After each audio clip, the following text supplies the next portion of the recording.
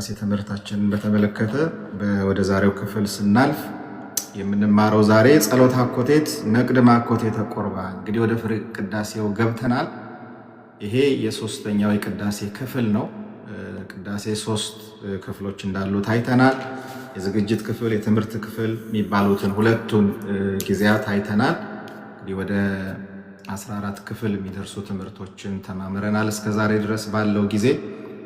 በዚሁ አጋጣሚ የዩቲዩብ አካውንቱ ላይ ትምህርቶቹ አሉ። እዚሁ ባዮ ላይ ታገኙታላችሁ። ቀሲስ ቴዎድሮስ ኦፊሻል የሚል የዩቲዩብ አካውንት አለ። እስካሁን ድረስ ከመጀመሪያው ጀምሮ እየተማርን ያለነውን የቅዳሴ ትምህርት እሱ ላይ ታገኙታላችሁ።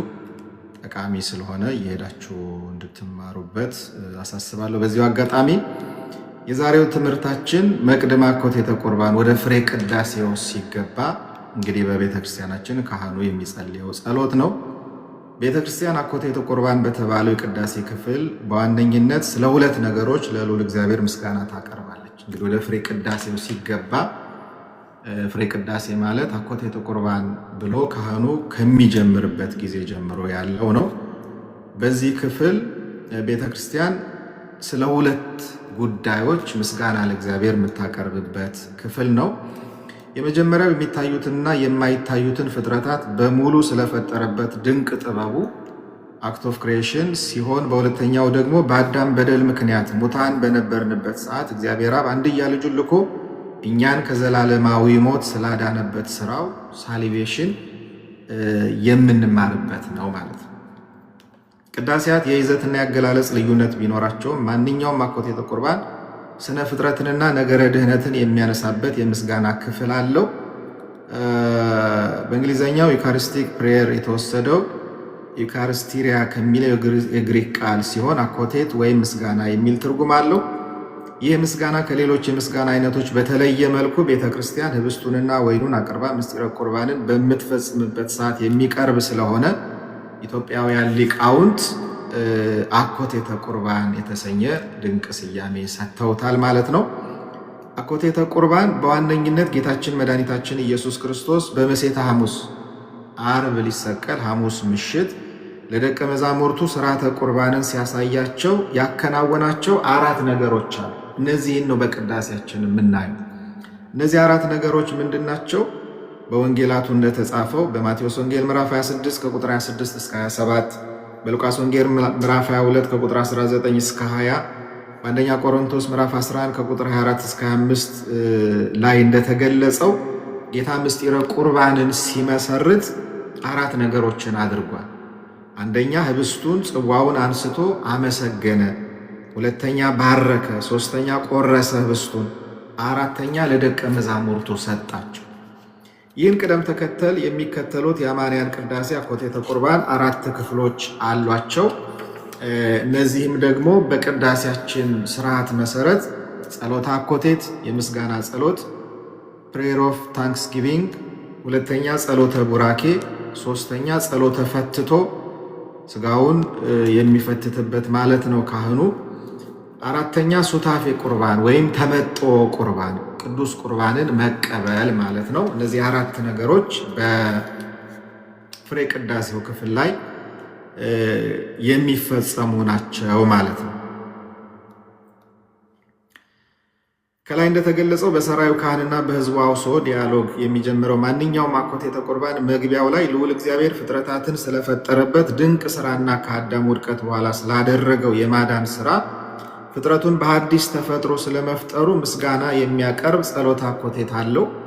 ለምሳሌ ከሐዋርያዊ ትውፊት አፖስቶሊክ ትራዲሽን እና መጽሐፈ ኪዳን ቴስታመንት ኦፍ ዘ ሎርድ የተወሰዱት ሁለቱ ጥንታውያን የቤተ ክርስቲያናችን ቅዳሴያት ቅዳሴ ሐዋርያትና ቅዳሴ እግዚ ሲጀምሩ ቅዳሴውን እንዲህ በማለት ነው የሚጀምረው። አቤቱ በተወደደ ልጅ በጌታችን በኢየሱስ እናመሰግንሃለን። በኋለኛው ዘመን የምክርህን አበጋዝ መድኃኒትና ቤዛ የሚሆን ልጅህን የሰደድክልን ይህ ቃል ካንተ የተገኘ ነው፣ በእርሱም ሁሉን በፈቃድህ አደረግ ይላል ማለት ነው። ቅዱስ አምላክ ሆይ እናመሰግንሃለን። ነፍሳችን ይሄ የመጀመሪያው የሐዋርያት ቅዳሴ መግቢያ ላይ ያለ ነው። ቅዳሴ እግዚ ወይም የጌታ ቅዳሴ የሚለው መግቢያ ላይ ደግሞ ካህኑ የሚለው ምንድን ነው? ቅዱስ አምላክ ሆይ እናመሰግንሃለን።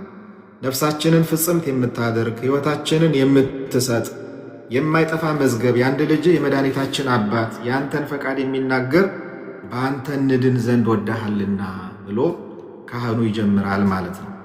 ቅዳሴ ሐዋርያት ባጭሩ በእርሱ ሁሉን በፈቃድህ አደረግ በማለት ሁሉ በእርሱ ሆነ፣ ከሆነውም አንዳች እንኳ ያለ እርሱ አልሆነም ከሚለው ዮሐንስ ወንጌል ምዕራፍ 1 ቁጥር 3 ላይ ቃለ ወንጌል ጋር የሚስማማ ነው።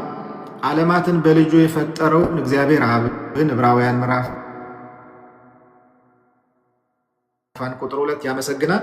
ይህ ጸሎተ አኮቴት በእንተ ብፁዕ በሚለው በሰራዩ ዲያቆን ዜማና በጸሎተ ቡራኬ ከተቋረጠ በኋላ ዘፈኖ ከመሰማይ ወልደ ከውስተ ማኅፀነ ድንግል ተጸውረ በከርስ ሥጋ ኮነ ወልደቱ ታውቀም መንፈስ ቅዱስ ምን ማለት ነው? ልጅህን ከሰማይ ወደ ድንግል ማኅፀን የሰደድከው በማኅፀን ተወሰነ ሥጋም ሆነ መወለዱን በመንፈስ ቅዱስ ታወቀ በሚለው የነገረ ድህነት ገለጻ ይቀጥላል። በቅዳሴ ጊዜ ከላይ የተጠቀሰው የመግቢያ ምስጋና የቀረበለት እግዚአብሔር አብ የፍጥረታት ሁሉ ጌታ መሆኑን እንደሚከተለው ተገልጿል። የመላእክት አለቆች የሚሆኑ የሥልጣናት ጌታቸው፣ የአጋዕዝትም ኃይል፣ ብርሃንን የተጎናጸፉ የመናብርትም ክብራቸው፣ የደስታ ደስታ፣ የነገሥታት ንጉሥ፣ ሁሉን በእጅ ይዞ የሚገዛ አብ ብሎ በቅዳሴ ሐዋርያት ላይ ይናገራል ማለት ነው። ነገረ ድህነትንም እንዲህ በማለት ይጀምራል። አንድ ልጅ ኢየሱስ በአንተ ምክር እኛ በቃል ኪዳን ወደህ ሁሉን በእርሱ አደረግ፣ ወደ ድንግል ማኅፀንም ሰደድከው፣ በማኅፀን ተጸነሰ፣ ሥጋም ሆነ፣ መወለዱን በመንፈስ ቅዱስ ታወቀ፣ ከድንግል ተወልዶ ፈቃድህን ይፈጽም ዘንድ ሕዝቡንም ንጹሕ አድርጎ ያከናውንልህ ዘንድ እያለ ነገረ ድህነታችን ደግሞ እንዴት እንደተከናወነ በቅዳሴ ሐዋርያት ላይ ይናገራል። የአኮቴተ ቁርባን ሁለቱ የምስጋና ምክንያቶች ስነ ፍጥረትና ነገረ ድህነት አስተውሉ። የአኮቴተ ቁርባን ዋና የምስጋና አይነቶች ስነ ፍጥረትና ነገረ ድህነት ናቸው። ምንም አይነት ጸሎት ወይም ትእዛዝ በመካከላቸው ገብቶ ሳያቋርጣቸው አንድ ላይ ተጠቅሰው የምናገኛቸው በጥንቷ ቤተ ክርስቲያን እውቅና ከነበራቸው ቅዳሴያት አንዱ በሆነው ቅዳሴ ማርቆስ ነው። ባልታወቀ ምክንያት እስካሁን ድረስ ቤተ ክርስቲያናችን ለህትመት ብርሃን እንዲበቃ ያላደረገችው ቅዳሴ ማርቆስ እንዲህ በማለት ይጀምራል። እንግዲህ በጥንቷ ቤተ ክርስቲያን በኢትዮጵያ ኦርቶዶክስ ተዋሕዶ ቤተ ክርስቲያን ከነበሩ ቅዳሴያት መካከል አንዱ ቅዳሴ ማርቆስ የሚባል ቅዳሴ እንደነበረ በዚህ በቅዳሴ ዙሪያ ሰፊ ጥናትና ምርምር ያደረጉ ቀሲስ ዶክተር መብራቱ ኪሮስ የጻፉት መጽሐፍ ላይ በሚገባ ገልጠውታል።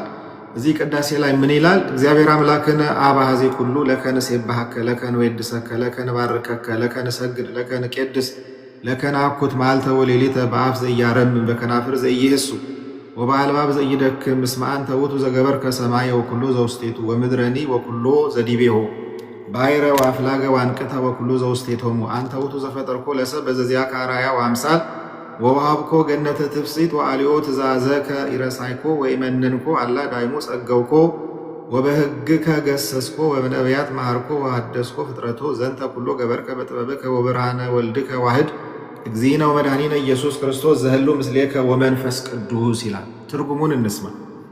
ሁሉን የያዝክ አምላካችን እግዚአብሔር አብ አንተን እናመሰግናለን፣ አንተን እናወድሳለን፣ አንተን እንባርካለን፣ ለአንተ እንሰግዳለን፣ አንተን እንቀድሳለን። አንተን ዝም በማይል አፍ፣ በማይዋሹ ከንፈሮች፣ በማይደክም ልቦና በቀንና በሌሊት እናመሰግናለን። ሰማይንና በውስጡ ያለውን በሙሉ ምድርንና በላዩ ያለውን ሁሉ ባሕርንና ወንዞችን ምንጮችንና በውስጣቸው ያለውን በሙሉ የፈጠርክ አንተ ነህና በአንተ መልክና ምሳሌ ሰውን የፈጠርከው የገነትንም ተድላ የሰጠኸው አንተ ነህ። ትእዛዝህን ካፈረሰም በኋላ አልረሳኸው፣ አልተውከውም፣ ሰጠኸው፣ ጎበኘኸው እንጂ።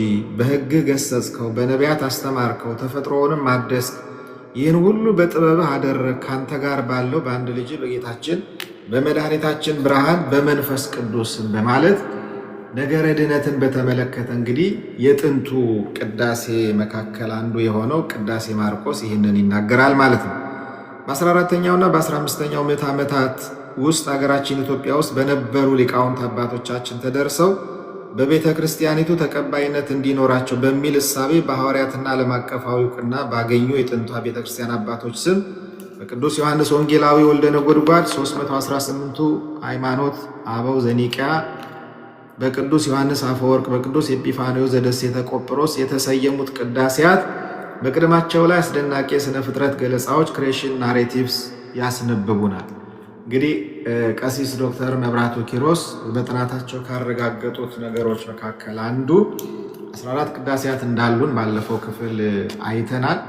ከነዚህ ከ14ቱ ቅዳሴያት የሚበዙት በሌሎች ሊቃውንት አሁን በተጠቀሱት ዮሐንስ ወልደ ነጎድጓድ፣ ሰለስቱ ምዕት፣ ቅዱስ ዮሐንስ አፈወርቅ፣ ኤጲፋኒዎስ በቤተ ክርስቲያን አባቶች ስያሜ የተሰየሙ ቅዳሴያት የኢትዮጵያውያን ሊቃውንት ቅዳሴያት እንደሆኑ ይናገራል። በተለይም በ15ኛው መቶ ክፍለ ዘመን የነበረው ታላቁ የኢትዮጵያ ሊቅ አባ ጊዮርጊስ ዘጋስጫ ድርሰቶች እንደሆኑ እንግዲህ ሰፊ ጥናት እንዳደረጉ ይናገራሉ ማለት ነው።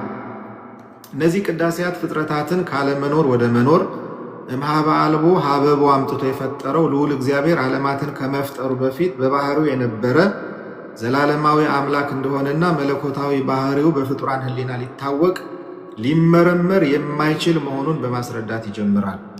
ስለዚህ እግዚአብሔር በባህሪው ፈጽሞ ለፍጡራን የማይታወቅ አንኖብል ስለሆነ የሥነ መለኮት አስተምሯችን እግዚአብሔር ፍቅር ነው፣ መሐሪ ነው ወዘተ ከሚሉት አዎንታዊ ቃላት ይልቅ በአሉታዊ መልኩ ኢንኮምፕሬንሲብል፣ የማይመረመር፣ ኢንቪዚብል፣ የማይታይ ወዘተ ቢገለጽ የተሻለ ነው የሚለውን ኦርቶዶክሳዊ የሥነ መለኮት አፖፋቲክ ቴዎሎጂ የተከተሉ ቅዳሴያት ናቸው። እንግዲህ የኦሪየንታል አብያተ ክርስቲያናት ቴዎሎጂ አፖፋቲክ ነው። ሁለት አይነት ቴዎሎጂካል ዌዮች እንዳሉ የዌስተርኑ ካታፋቲክ ይባላል፣ ፖዘቲቭ ቴዎሎጂ ማለት ነው።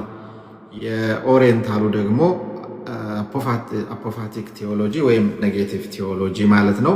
እግዚአብሔር አይመረመርም፣ እግዚአብሔር አይታወቅም፣ ከመታወቅ በላይ ነው፣ ከሰው አእምሮ በላይ ነው ብለን ነው የምናምነው በእኛ ቤተ ክርስቲያን ትምህርት ማለት ነው። በዌስተርኑ ቴዎሎጂ አስተምሮ እግዚአብሔር በሰው አእምሮ እንደሚመረመር የሚያስብ አይነት የሥነ መለኮት የትምህርት አካሄድ ነው። ቅዱስ ዮሐንስ ወልደ ነጎድጓድ በሰው ሕሊና ፈጽሞ ሊታወቅና ሊመረመር ስለማይችለው የእግዚአብሔር ባህሪ እና ህላዌ እንዲህ ይላል። ዳርቻ የለህም፣ ፍጻሜ የለህም፣ ያገኘህ የለም፣ የሚያገኘህም የለም፣ የሚያውቅህም የለም፣ አንተን ማየት የሚችል የለም። ራስህን አንተ ታውቃለህ። መንግሥትህ አያልቅም፣ ኃይልህ አይሻርም፣ ገናንነትህ አይጨረስም፣ ጌትነትህ አይሰወርም። አንተ ከሁሉ የተሰወርክ ነህ፣ ለአንተ ግን ሁሉ የተገለጠ ነው። ጥንት የለህም፣ አንተ ለሁሉ ፍጻሜ ትሰጣለህ። አሁን ቅድም እህታችን የጠየቀችው ጥያቄ ይሄ ነው። ጥንት የለህም ማለት መጀመሪያ የለህም፣ መጨረሻ የለህም። እግዚአብሔር ለፍጥረታት ሁሉ ጥንትና ፍጻሜ አዘጋጅቷል። ለምሳሌ መጽሐፍ ቅዱስ ላይ ሁለት ቦታ ኦሪት ዘፍጥረት ምዕራፍ 1 ቁጥር 1 እና የዮሐንስ ወንጌል ምዕራፍ 1 ቁጥር 1 ላይ ያለውን ቃል ስናነጻጽረው የተለያየ ነው። ኦሪት ዘፍጥረት ምዕራፍ 1 ቁጥር 1 ላይ ምንድን ነው የሚለው? በመጀመሪያ እግዚአብሔር ሰማይንና ምድርን ፈጠረ ይላል። ይሄ መጀመሪያ የሚታወቅ እግዚአብሔር ሰማይንና ምድርን የፈጠረበት ነው። የዮሐንስ ወንጌል ምዕራፍ 1 ቁጥር 1 ላይ ግን ያለው በመጀመሪያ ቃል ነበረ የሚለው መጀመሪያ አይታወቅም። ያንን መጀመሪያ የሚያውቀው እግዚአብሔር ብቻ ነው። እግዚአብሔር አብ በነበረበት ዘመን ሁሉ ወልድና መንፈስ ቅዱስ ነበሩ። ወልድ በነበረበት ዘመን ሁሉ አብና መንፈስ ቅዱስ ነበሩ። መንፈስ ቅዱስ በኖረበት ዘመን ሁሉ አብና ወልድ ይኖራሉ ነበሩ። የሥላሴ ትምህርታችን ይሄ ነው። ስለዚህ እግዚአብሔር ከመመርመር በላይ ነው። በግዕዙ ምንባብ አልብከ ጽንፍ ወአልብከ ማዕለቅት አልቦ ዘይረክበከ ዘይትረከብ አናቴነብል ወአልቦ ዘያምረከ ዘይታምር አንሆብል አልቦ ዘይክል ርዮተከ ዘይትራይ ኢንቪዚብል አልብከ ጥንት ኢተርናል የሚሉ ቃላት አሉታዊ ያገላለጽ መንገድን የሚያንጸባርቁ ቃላት እንደሆኑ ልብ እንላለን። በተመሳሳይ መልኩ ቅዳሴ ሰለስቱ ምዕት የ318ቱ ሊቃውንት ቅዳሴ ላይ ደግሞ በደመናት ግሩም ነው፣ ከሰማያት ይልቅ ከፍ ያለ ነው፣ እግዚአብሔር በመንገዱ ሁሉ ምስጉን ነው በማለት ይጀምርና ይህንን አምላክ በሚከተሉት አሉታዊ ቃላት ደግሞ ለመግለጽ ይሞክራል። እዛው አልቦ አመይሃሎ የሌለበት ጊዜ የለም፣ የታጣበትም ጊዜ የለም፣ በመለኮቱ ግን ፈጽሞ የታየበት ጊዜ የለም። አልቦ ዘይክል ርዮቶ እርሱን ማየት የሚችል የለም፣ ህልውናውን እንደምን እንደሆነ የሚያውቅ የለም። የክርስትና እምነት መግለጫ የሆነውን የጸሎተ ሃይማኖት ክሪድ የመጀመሪያ አንቀጽ ሁሉን በያዘ ሰማይንና ምድርን የሚታየውንና የማይታየውን በፈጠረ በአንድ አምላክ በእግዚአብሔር አብ እናምናለን ብለን አይደል የምንጀምረው? ጸሎተ ሃይማኖትን የእምነታችን መግለጫ የሆነውን ማለት ነው። በዝርዝር የሚያብራራው ምንባብ ቅዳሴ ዮሐንስ አፈወርቅ ውስጥ እናገኛለን። ዓለም ሳይፈጠር የነበረ ለዘላለምም የሚኖር የአብን ሕልውና እንሆ እንናገራለን። ከእርሱ አስቀድሞ የለም፣ ከእርሱም በኋላ የለም፣ እንደርሱም ያለ የለም በማለት ይጀምርና በሰማይና በምድር ካሉት ከሚታዩትና ከማይታዩት ፍጥረታት በፊት በባህሪው የነበረ አምላክ እንደሆነ ይነግረናል ማለት ነው። ከማይታዩት ፍጥረታት በፊት በባህሪው የነበረ አምላክ እንደሆነ ይነግረናል። ቅዳሴው በሕያውና በዘላለማዊ አምላክ የተፈጠሩ ፍጥረታትን እጥርና ምጥን ባለመልኩ እንደሚከተለው በዝርዝር ያቀርባቸዋል። አንደኛ፣ ተዘርግቶ የሚታየው ሰማይ ጠፈር፣ ምድርና በእርሷ ላይ የቆሙ ተራሮች፣ ጥልቅ የሆኑ ቀላያት፣ ውሃማ አካላት፣ ውቅያኖሶች እና ወንዞች፣ የሚነፍሱ ነፋሳት፣ የሚመዘዙ መባረቅት፣ የሚሰማ ብልጭልጭታ ደመናትና ነጎድጓድ፣ በቀንና በሌሊት ላይ የሰለጠኑ ፀሐይና ጨረቃ ከዋክብት፣ ብርሃናውያን የሆኑ መላእክት፣ ነባቢት ነፍስ ያለው የሰው ልጅ፣ በላይ የሚበሩና በምድር የሚርመሰመሱ ፍጥረታትን ይጠቅሳል፣ ይዘረዝራል ማለት ነው። አልፋና ኦሜጋ ፊተኛውና ኋለኛው መጀመሪያውና መጨረሻው እኔ ነኝ ያለ ጌታ ቅድም እንዳልነው ራእይ 22:13 ላይ ያለውን ሕያው አምላክ ከመቼ ወዲህ የማይሉት ቀዳማዊ ነው፣ እስከዛሬ የማይሉት ማዕከላዊ ነው፣ እስከዚህ የማይሉት ዳህራዊ ነው በማለት የሚገልጸው ደግሞ የቆጵሮስ ሳይፕረስ ደሴት ኤጲስቆጶስ በነበረው በቅዱስ ኤጲፋንዮስ ስም የተሰየመው የቤተ ክርስቲያናችን ቅዳሴ ነው። ቅድም መጀመሪያ ላይ እንደነገርኳችሁ ዘመነ ክረምትን አስመልክቶ በዚህ ወቅት ከሚቀደሱ ቅዳሴያት መካከል አንዱ ይሄ ቅዳሴ ነው፣ የቅዱስ ኤጲፋንዮስ ቅዳሴ። ዛሬ የተቀደሰው ቅዳሴ የቅዱስ ኤጲፋንዮስ ቅዳሴ ነው። ቅዳሴ ኤጲፋንዮስ 12 ጊዜ አልቦ የሚለውን አሉታዊ ቃል እየተጠቀመ ከአይምሮ በላይ ስለሆነው ህላዌ መለኮት እንደሚከተለው ያስደምመናል። አልቦ ጥንት ለህላዌሁ፣ ለባህሪው ጥንት የለውም። ወአልቦ ማህለቅት ለክዋኔሁ፣ ለአኳኋኑም ፍጻሜ የለውም። አልቦ ሁልቁ ለመዋዕሊሁ፣ ለዘመኑ ቁጥር የለውም። ወአልቦ ሐሳብ ለዓመታቲሁ፣ ለዓመታቱም ስፍር ቁጥር የለውም። ወአልቦ ርሳን ለውርዛሄሁ፣ ለብርታቱም ማርጀት መድከም የለበትም። ወአልቦ ድካም ለጽና ኃይሉ፣ ለኃይሉም ጽናት ድካም የለበትም። አልቦ ሙስና ለመልክሁ፣ ለመልኩ ጥፋት መበላሸት የለበትም። ወአልቦ ጽልመት ለብርሃነ ገጹ፣ ለፊቱ ብርሃን ጨለማ የለበትም። አልቦ ድንጋግ ለባሕረ ጥበቡ፣ ለጥበቡ ባሕር ድንበር የለው። ወአልቦ መስፈርት ለሳይለ ትእዛዙ፣ ለትእዛዙም ይቅርታ መስፈርት የለውም። አልቦ አቅም ለስፍሃ መንግሥቱ፣ ለመንግሥቱ ስፋት አቅምና ልክ የለውም። ወአልቦ ወሰን ለራሕበ ምኩናኑ፣ ለአገዛዙም ስፋት ወሰን የለውም ይላል። ተመልከቱ እንግዲህ እነዚህ በጥቂቱ ከላይ የተጠቀሱት ሀገር በቀል ቅዳሴያት ኢንዲጂነስ አናፎራስ በመለኮታዊ ባህሪው ሊታወቅና ሊመረመር የማይችለው አምላክ ራሱን በፍጥረቱ እንደገለጡ ያስተምሩናል።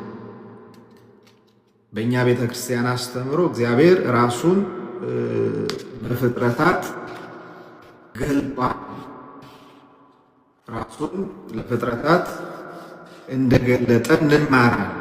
ሮሜ ምዕራፍ 1 ቁጥር 1 ላይ ቅዳሴ ሰለስቱ ምዕት ዘበጸጋው ተፈጠረ ሁሉ፣ በጸጋ ሁሉ ተፈጠረ ሲል የገለጸው በሰማይና በምድር በባህርና ወንዞች ውስጥ ያለው ፍጥረት በሙሉ እግዚአብሔርን ያመሰግናል ይልና ፍጥረታቱ የተፈጠሩበትን መንገድ በሚያስደንቁ ቃላት ያትታል። ለምሳሌ ልዑል እግዚአብሔር መላእክትን የፈጠረው ከእነርሱ ምስጋና ፈልጎ እንዳልሆነ ይነግረን። እግዚአብሔር መላእክትን ሳይፈጥር መላእክት መፈጠር በፊት ምስጋና የፈጠረ አምላክ አይደለም።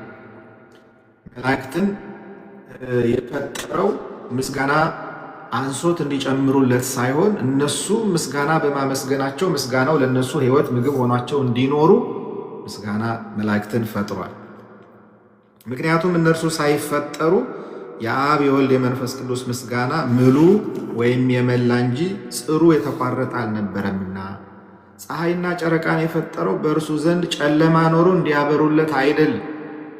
ዮሐንስ ወንጌል ምዕራፍ 1 ቁጥር 5 ላይ ከእርሱ ብርሃን የስንዴ ቅንጣት ያህል ጥቂት ቢሰጣቸው በሰው ላይ አበሩ እንጂ። የመጀመሪያው ሰው አባታችን አዳምን ለመፍጠር እግዚአብሔር አራቱን ባህሪያት መሬት፣ ውሃ፣ ነፋስና እሳት እንደተጠቀመ ይነግረንና ቅዱሳት በሚሆኑ እጆቹ በእርሱ አሳምሮ ፈጠረው፣ ሳመው፣ ወደደውን በማለት አስደማሚ ገለጻን ያቀርባል። በኦርቶዶክሳውያን ቅዳሴያት አሐዜ ኩሉ፣ አሐዜ ዓለም፣ ፓንቶክራተር ተብሎ የሚመሰገነው እግዚአብሔር አምላክ በፍጥረቱ ላይ የሰለጠነ ወይም ስልጣን ያለው መሆኑ ሲያስረዳ የ318ቱ ሊቃውንት ቅዳሴ ሰለስቱ ምዕት ደግሞ እንዲህ ይላል። እንደ እርሱ በቀመር የሚቀመጥ መሰረትን የሚሰራና በጠፈር የሚኖር ማን ነው? በውሃ ላይ ይመሰርታል፣ በጥቃቅን ይሰራል፣ በረቂቅ ይጠቀልላል፣ በአሸዋ ይወስናል፣ በነፋስ ያጸናል። ውሃውን ሰቅሎ ሰማይ ይለዋል። ውሃን በማህፀን ይቋጥራል፣ ሥጋም ይሆን ዘንድ ያደርገዋል። በስር ያስረዋል፣ በጅማትም ያጸነዋል። ጠጉርን ይቆጥራል፣ ልብን ይመረምራል፣ ኩላሊትንም ያውቃል። ቤተ ክርስቲያናችን እንዲህ ባለ ድንቅ ግሩም በሆነ መንገድ ነው እንግዲህ የእግዚአብሔርን ስራውን የምትገልጠው። ግሩምና ድንቅ ሆኖ የተፈጠረው አዳም የአምላኩን ትእዛዝ አፍርሶ በራሱና በልጆቹ ላይ ሞት እንዲሰለጥን ስላደረገ የአዳምን ዘር በሙሉ ከዘላለማዊ ሞት ያድን ዘንድ እግዚአብሔር አብ አንድ ልጁን ወንድ በማታውቅ በድንግል ሥጋ ያድር ዘንድ ላከው በማለት አኮቴተ ቁርባን ዘሰለስቱ ምዕት በነገረ ድነት ሳልቬሽን ሂስትሪ ላይ ይናገራል ማለት ነው። በባለ መድኃኔዓለምና በባለ መስቀል የሚቀደሰው ቅዳሴ ዮሐንስ አፈወርቅ ልዑል እግዚአብሔር ፍጥረቱን ውብ አድርጎ የፈጠረበትን ጥበብ ስነ ፍጥረት ከነገረ ድነት ጋር አያይዞ ያቀርብልናል። ምን እያለ? ስብሐቲሁ ዘእምኀቤሁ ወውዳሴሁ እምዚአሁ፣ ክብሩና ምስጋናው ከእርሱ የተገኘ ነው ይላል። ተብሎ የሚመሰገነው አምላክ ፍጥረታትን ሳይፈጥር በሕልውናው የነበረ ዘላለማዊ ኢተርናል መሆኑን ይነግረንና እግዚአብሔር አብ አንድያ ልጁን ለእኛ ድህነት ዘላለማዊ ሕይወት ወደዚህ ዓለም በመላክ በእኛ ላይ ያሳየውን የማይቆጠርና የማይሰፈር የቸርነቱን ብዛት በአንክሮ ያደንቃል። አባታችን አዳም ርጉም በሆነ በከይሲ ምክር ተታሎ ትእዛዙን በማፍረስ ሞት ቢያመጣብንም ቸር የሆነው አምላክ ግን ፍጥረቶቹ ነንና አልተወንም፣ ቸልም አላለንም፣ ወደደን እንጂ አዳኝ መድኃኒት የምክሩ አበጋዝ ለአባቱ ቀኝ እጁ ክንዱ ኃይሉና ጥበቡ የሚሆን ልጁን ላከልን፣ በእርሱም የወደደውን ሁሉ አደረገ ይላል። አሁን ይሄ ቅዳሴ ቅዱስ ዮሐንስ አፈወርቅ ነው። የቅዱስ ዮሐንስ አፈወርቅ ቅዳሴ ነው። ቅዱስ ዮሐንስ በቅዳሴው ኦ ትሕትና ዘመጠነ ዝትሕትና፣ ይህን ያህል ትሕትና እንደምን ያለ ትሕትና ነው። ኦ ትዕግስት ዘመጠነ ዝትዕግስት፣ ኦ ፍቅር ዘመጠነ ዝፍቅር በማለት መድኃኒታችን ኢየሱስ ክርስቶስ ቤዛ የሆነን ዘንድ ስለኛ የተቀበለውን መከራ መስቀል ያደንቅና በሚከተለው ምንባብ ሕሊናችንን በተመስጦ ወደ ቀራንዮ ይወስደዋል። ሁሉን የያዘውን ያዙት፣ ሁሉን የሚገዛውን የሕያውን አምላክ ልጅ አሰሩት፣ በቁጣ ጎተቱት፣ በፍቅር ተከተላቸው። በሚሸልተው ፊት እንደማይናገር እንደ የዋህ በግ በኋላቸው እየተከተለ ወሰዱት። ሊቃነ መላእክት በመፍራትና በመንቀጥቀጥ ከፊቱ የሚቆሙለትን በአደባባይ አቆሙት። ኃጢአትን ይቅር የሚለውን ኃጥእ አሉት። በመኳንንት በሚፈርደው በእርሱ ፈረዱበት። ለሱራፌል ዘውድ የሚያቀዳጃቸውን የሾህ ዘውድ አቀዳጁት። ለኪሩቤል የግርማ ልብስ የሚያለብሳቸውን ለመዘበት ቀይ ግምጃ አለበሱት። ኪሩቤል በእሳት ክንፍ ተሸፍነው ከፊቱ የሚሰወርለትን እርሱን ክፉ ባሪያ እጁን አጽንቶ ፊቱን ጸፋው፣ በጥፊ መታው። የመላእክት ሰራዊት በፍጹም መደንገጥ ለሚሰግዱለት እየተዘባበቱ በፊቱ ተንበረከኩ። ፍቅር የአምላክን ልጅ ከዙፋኑ ሳበው፣ እስከ ሞትም አደረሰው። በደል የሌለበትን እንደ በደለኛ ሰቀሉት። ሕይወትን የሠራውን ከበደለኞች ጋር ቆጠሩት። አዳምን የፈጠሩ እጆች በመስቀል ቀነት ተቸነከሩ፣ ወዮ! በገነት የተመላለሱ እግሮች በመስቀል ላይ ተቸነከሩ፣ ወዮ! እያለ ቅዱስ ዮሐንስ አፈወርቅ በቅዳሴው ላይ ነገረ ድህነታችንን በዚህ መልክ እጅግ በሚገርም ግሩም በሆነ መንገድ ይገልጠዋል ማለት ነው።